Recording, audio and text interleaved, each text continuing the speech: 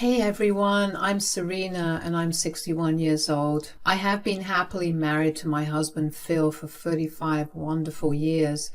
We have built a life full of love and it's been a peaceful journey.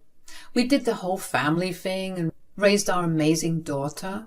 And today I want to talk about her, Maria, and her son, aka my grandchild Joe. Let me take you back 2 years. It all started with a phone call from my son-in-law Kevin. It was one of those moments that sent shivers down your spine. "Hi, Serena." "Hey, it's quite unusual to hear from you. What's been going on lately? You sound serious. Is everything okay?" "Serena, I might want you to find a comfortable place to sit down because what I'm about to share is heavy, to say the least." "Kevin, you're making me nervous. What's happened?" "Well, today Maria took the car. She wanted to treat herself and Joe with some ice cream." "And?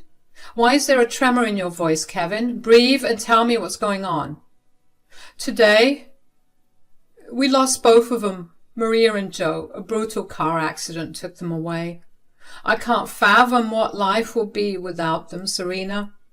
It feels like the world has come crashing down." My world seemed to have stopped. I could not believe what Kevin was saying. Oh my, Kevin. My heart aches. Maria, my dear daughter, and Joe, my grandson, he was just 3. This pain is indescribable. They were too young. I need some time to collect myself, and so do you, I guess. I have to go now. Please. I would appreciate some solitude. Don't rush over right away. I will share the funeral details in a couple of days when I have them sorted. Take care, Kevin. You too, Serena. After that sad call from Kevin, I went to our bedroom where Phil was reading. I shared the heartbreaking news and Phil dropped his book. We hugged and cried. Our daughter Maria and our little grandson Joe were gone in a terrible accident. I wondered, why did this happen? What did they do wrong? For the next few days, Phil and I stayed quiet. We looked at old pictures, remembering the good times.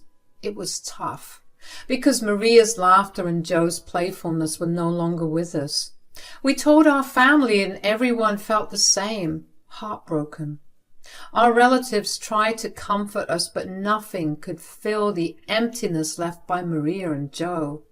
We waited for Kevin's call, thinking about how hard it must be for him to lose his wife and son at the same time. Kevin was always quiet but strong for Maria. Now he was alone, facing unimaginable sadness. And after a couple of days, we received a call from Kevin. "Hey, Serena, how's Phil handling the news and how are you holding up?" "It's really tough, Kevin. Dealing with this kind of pain is something no parent or grandparent can ever be prepared for. Imagining your struggle losing Maria and Joe at the same time is just heart-wrenching." "Yeah, it has been incredibly rough. Just the mere thought of them brings tears to my eyes, and every room I step into is like a constant reminder of their absence. It's just overwhelming, you know? Kevin, Phil and I want you to know that we're here for you. You treated our daughter with so much respect and love. It is the least we can do for you in return." "Well, thank you guys for your support. I wanted to let you know the funeral is on the 9th. I'll text you all the details, and don't worry, I'll handle inviting everyone else too. We've decided to go for cremation for both of them. It's what Maria would have wanted." "She must have shared that with you, I suppose. Phil and I are considering driving down there on our own. We will see you on the 9th. "Sure thing, Serena. Pass along my greetings to Phil." On the 9th, Phil and I dressed in black and drove for 4 hours to the venue. We planned to attend the funeral and stay at a motel overnight, not wanting to bother Kevin too much. When we got there, it was empty. No one was around. We were on time, but confusion hit us. We called Kevin, but he didn't answer. Standing there worried and unsure, we wondered why no one else was there for the funeral. Phil, this is so strange. I expected to see people gathering for the funeral. Yeah, it doesn't make sense. Kevin should have at least picked up the phone. I don't see a single employee we can ask about the funeral. Maybe there's a delay or something we don't know. We drove to Kevin's place and it was tough. The whole way I felt a lump in my throat like I might cry any moment. Going there, knowing what had happened, was really hard. When we reached, I took a deep breath. Their house, which used to be a happy place, now felt heavy with sadness. We walked to the front door and each step felt heavy. I knocked, not sure what we would find on the other side.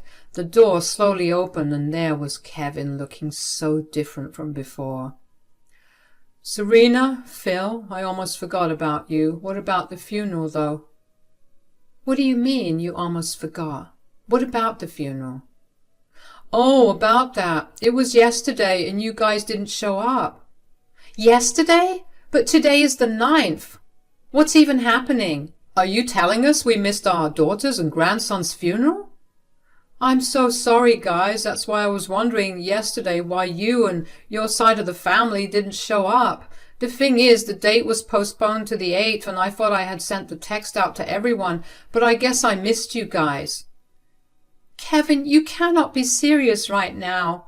How could you forget us? We were certainly one of the most important parts of their lives. I could not help it, and I broke down into tears. Hey, Serena, calm down. What's done is done. Kevin, do you mind if we sit in the living room for some time?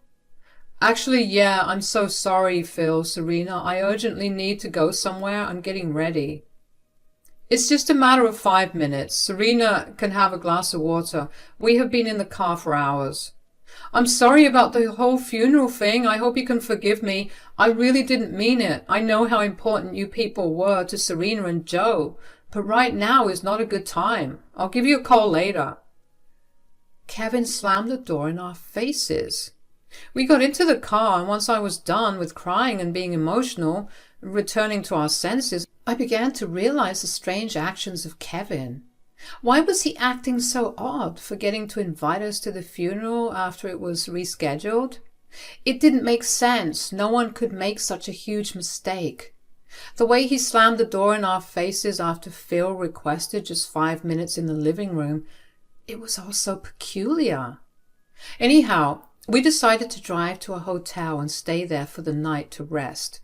The next day we headed back home, and during this time there were no calls from Kevin, just a couple of texts expressing how sorry he was. I didn't pay much attention to them. I was kind of mad at Kevin. You could say grief had clouded my judgment, or perhaps I was just angry. I found myself in a confused state. So much had happened, from the devastating passing of Maria and Joe to us missing their funeral and Kevin's strange behavior. It was overwhelming. Weeks after the funeral, one day Kevin sent me some texts accompanied by a couple of photos. The images depicted a serene lake in the background with 2 urns placed on the passenger seat of a car. The text said, Hey, Serena, it's Kevin. I hope you're doing okay. I wanted to share something with you. Remember that spot near the lake where Maria and I went camping once? It was one of Maria's favorite places. She shared the news of Joe's pregnancy with me there. I thought it would be the right place to pour their ashes. I know we have not been talking, and I understand why. The funeral mix-up, my strange behavior. I messed up. I'm truly sorry. I just hope one day you can find it in your hearts to forgive me. After seeing those pictures, my heart swelled up, not just for Maria and Joe, but also for Kevin. I realized the grief he was dealing with, and it was a perspective I hadn't fully considered. I showed the pictures to Phil, and he expressed a similar sentiment. We both understood the need to start letting go of the pain and anger and focus more on keeping Maria and Joe alive in our hearts and memories. Instead of responding to Kevin's text, I decided to make a call. It felt like the right thing to do, to bridge the gap that had formed between us. Kevin, how was your trip? It was a mix of emotions, Serena, painful, therapeutic, refreshing all at the same time. I felt like I needed it. I should have been more understanding the past few weeks. We were all dealing with our pain, weren't we? I'm really sorry. No need to apologize, Serena. I know I messed up. It's okay, Kevin. I just wanted to say I hope the future brings you the best. I'd like to meet you soon. You meant a lot to Maria, and that won't change now that she's gone. Our relationship is still here, and you can always come to us for anything or just to say hi. It would be a pleasure for both Phil and me. I'd like that, Serena. Your call today meant a great deal to me. Please take care of yourself. Months turned into a whole year, and during this time things stayed pretty much the same. The pain was slowly fading away. Kevin and I didn't really talk much, and maybe that's how it was supposed to be for us. Phil and I carried on with our usual lives. We enjoyed gardening and pottery, our simple hobbies. We're just an old couple, so our adventures were more about the everyday stuff. We had to keep moving forward. Our home was filled with memories, and the pictures on the walls telling stories of a life well lived, of love that stayed strong even when we faced loss. In the evenings, we'd sit on the porch, sharing stories, and sometimes we would just sit and enjoy the quiet. Then one day, out of nowhere, Kevin showed up at our house. Oh my God, Kevin! I had no idea you were here in the area. You should have given a heads up. I could have prepared some lunch for you.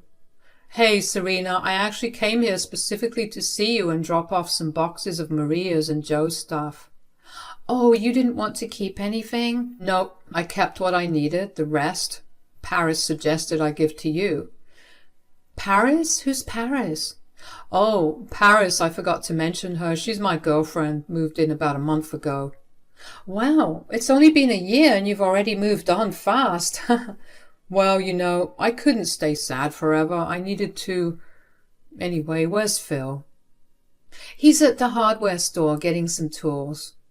I wish I could stick around to see him, but I'll just drop the boxes from my car's trunk onto your porch and head out. After Kevin left, I was honestly a bit shocked. A whole year had passed and he already had a girlfriend who moved in just a month ago. Well, people move at their own pace, I thought. Maybe Kevin was someone who liked to move fast in relationships. Despite the surprise, I was genuinely happy that he had found someone else to love, and I wished the best for him. As another year rolled by, a few months back, something significant happened, and that marked the beginning of the real and disgusting secret unfolding. One day I found myself at the grocery store on a solo mission to pick up a few things because some friends were coming over for dinner. Meanwhile, Phil was at home weaving his magic with his renowned apple pie, the talk of the town. As I wandered through the aisles, scouting for snacks before dinner, my attention was drawn to a little boy around 6 or 7 years old. He resembled someone quite a bit, but I couldn't quite get a clear view of his face. Not wanting to be a creep, I discreetly moved a bit closer, pretending to peruse the items on the shelves. The little boy was accompanied by his parents, and as soon as I saw his face, a wave of emotion swept over me. It reminded me of Joe. Sure, people resemble each other all the time, but there was something about his green eyes, that cute tiny nose, and his brunette hair. It echoed Joe's features so vividly. Call it a sixth sense or whatever you want, but a voice in my head suggested I go over to the parents and say hi to the boy, and so I did. Hey there, little one. You're a cute little button, aren't you? Hi, I'm Serena. Hi, I'm Taylor, and this is Paxton. I'm sorry, do we know you? No, you don't. Nice to meet you guys, though. I approached you because I had a small grandchild like your little one, but he passed away 2 years ago. Seeing your boy reminded me of him. I'm so sorry for your loss. This is Joey. Joey, wow, there's more than just physical resemblance. How old is he? He's 5, about to turn 6 soon. He looks adorable. You guys are lucky. Well, he's our foster kid, and we took him in about a year ago. Oh, is that so? Wow, I can't believe it. Yeah, but he's like one of our own in our hearts. He's in kindergarten right now. We moved to this town a year ago. Oh, one of my friends is a teacher at the school here. Whenever you want to begin with first grade, how about you give me a call? I can help you with the admission. Wow, you're a generous stranger. Yeah, I just like helping people out. You've only been here a year, and me, on the other hand, a whole lifetime. There's only so much an old woman can do. After grabbing the number, I left behind my basket and rushed to my car in the parking lot. As soon as I entered, I took a deep breath. A little boy named Joey was taken into foster care a year ago by his parents, who moved into town with him. I never got to go to the funeral, nor did I see the urns with ashes. I thought I was going crazy, but it started making sense. The boy really looked like Joe, my Joe. I drove back home and walked straight into the kitchen. Phil asked me about the groceries, but instead I spilled out the story of what happened in the grocery store. He thought I was coming up with theories, dismissing it as an unlikely truth. He told me to calm down, attributing it to a huge coincidence, claiming that coincidences happen all the time. Later that night, I couldn't even be mentally present at the dinner with our friends. I thought I was going crazy, but it started making sense.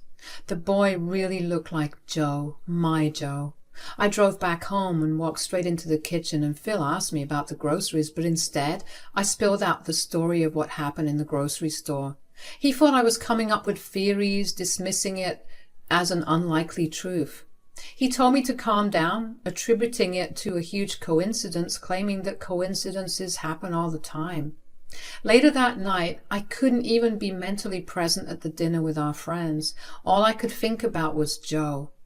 A week passed, and no matter how much Phil tried to convince me to let it go and to forget it, I couldn't. I was pretty sure about what I saw, and honestly, I couldn't even trust Kevin anymore. One day, I decided to call Taylor on the number she had given me and asked her to meet me at a cafe. I carried some photos I had of Joe, and we met. Taylor, thanks for meeting me. I need to share something with you. Of course, Serena. What's on your mind? I have been thinking about your son. I saw more than just a resemblance. I saw Joe in him. Take a look at these pictures. Wow, the resemblance is uncanny. This is for sure my Joey, I would say. This is quite something, right? Have you considered the possibility that Joey might be Joe? It's a wild idea, but stranger things have happened. We should take a grandparentage test to be sure. A test? Is that a thing? Yes, it's a DNA test that can determine if there's a grandparent-grandchild relationship. It could provide the answers you're looking for. That might be the solution. I just need to know the truth. I want you to know that no matter what happens, Taylor, whether Joey is Joe or not, I will not take him away from you. I just want to know the truth and expose my son-in-law's secret if there is one. Let's do it, Serena. It might bring some closure and clarity to you. After giving Taylor my sample for the grandparentage test, I kept the whole thing under wraps for a while, even from Phil. I didn't want people to think I was going crazy, not even my own husband. The days that followed were filled with a mix of anticipation and anxiety. 4 days later, a text from Taylor lit up my phone, and I could feel my heart racing as I opened it. The message answered all the questions that had been swirling in my mind. Serena, I have the results. Joey is Joe. Your instincts were right. Oh my God, my baby. I'm so glad he's alive. I knew it in my heart. Your little one is alive after all. Yay. Do you want to come over and visit him? Before that, I need to put a few things into place with my son-in-law. There are some conversations we need to have. Of course, Serena, take your time. When you're ready, we can plan a visit. I'm here to support you through all of this. Thank you, Taylor. This means the world to me. After telling Phil the whole story and showing him the photo of the test that Taylor had sent, he was just as shocked as I was. Phil apologized for not believing in it at first, but he was genuinely glad that we had found that Joe was still alive. However, the discovery left us with more questions, especially concerning Kevin and the circumstances surrounding Maria's death. What if Kevin had done something worse to Maria? The uncertainty lingered in our minds, urging us to seek answers face to face. Without wasting any time, we got into our car and drove 4 hours away to see him. The drive was filled with a mix of anticipation and anxiety, wondering what revelations awaited us. When we reached Kevin's place, this time we didn't bother asking for permission to get in. Determined to confront the questions that had been haunting us, I walked into the living room of Kevin's house with Phil by my side. Kevin, where are you? Serena, Phil, what are you two doing at this hour? Paris is upstairs. Please don't cause a scene. Where is Maria, Kevin? We just found out Joe is very much alive, and before more bad thoughts creep into my mind about what you did to Maria, I need answers. How did you get to know? God has his ways. Now tell us, where is Maria? What did you do to my daughter and her son? Okay, Maria, she's dead. The car accident, everything, it was real. The only difference was that Maria was in that car alone that day. She died within minutes of the crash. I didn't know what to do without Maria. I had a 3-year-old, for God's sake. I could not have moved on in life with him. No woman wants a guy with past baggage. I lied to you guys about the funeral and everything. The funeral was supposed to be on the 8th from the very start. So, you faked Joe's death. Not really. You and your side of the family were the only ones who I lied to. The funeral wasn't much of a funeral. It was just me, my parents, a couple of friends who knew that Joe was alive. They were the only people I trusted, and when I told them I wanted to give up on Joe, they supported me. I gave him up for adoption, and I don't know what happened next or where he is now. Joe somehow ended up in foster care. That's what happened. We all heard a stair creak, and there was a woman standing on the stairs with tears in her eyes, which I assumed was Paris. I heard everything, Kevin. Don't come back upstairs until I move out tomorrow. I don't want to hear another word. Babe, please, I can explain. You deserve this, Kevin. You and your disgusting family who supported this. I can't believe it. Don't think I'm letting you off the hook easily. I will be suing you. There is going to be an investigation. I'll go into all the details and get my daughter and my grandson the justice they deserve. I messed up, Serena. I didn't know how to handle everything after Maria's death. I thought I was doing what was best for Joe. What you did is unforgivable, Kevin. You robbed Joe of his family. Of us. What if he ended up somewhere bad? What kind of a dad are you? Please forgive me. I'll make sure you pay for this for the rest of your life. Right now, we're dealing with some legal stuff with Kevin. Our lawyer says he might end up in prison for a few months, and honestly, after what he did, he deserves it. Paris left him because of all the lies, and now Kevin's got a shady record and a tough past he can't run away from. Now Joe, Taylor, and Paxton are taking care of him. They call him Joey. It was a tough decision for us, but we didn't want to take away the love and stability Taylor and Paxton could give him. We still see them every other weekend, and it's a mix of sad and okay feelings. We decided that as Joe gets older, we'll tell him everything. We want him to know about his past and why things happened the way they did. Being open like this is our way of helping Joe understand his story. I'm glad Joe ended up with Taylor and Paxton. He could have seen much worse. They're good parents to Joe, and it makes our hearts feel lighter. Time is passing, and things are slowly getting better. The hurt from the past is still there, but having Taylor, Paxton, and Joe around brings a different kind of happiness. Even though Maria is no longer with us, her memory stays in our hearts.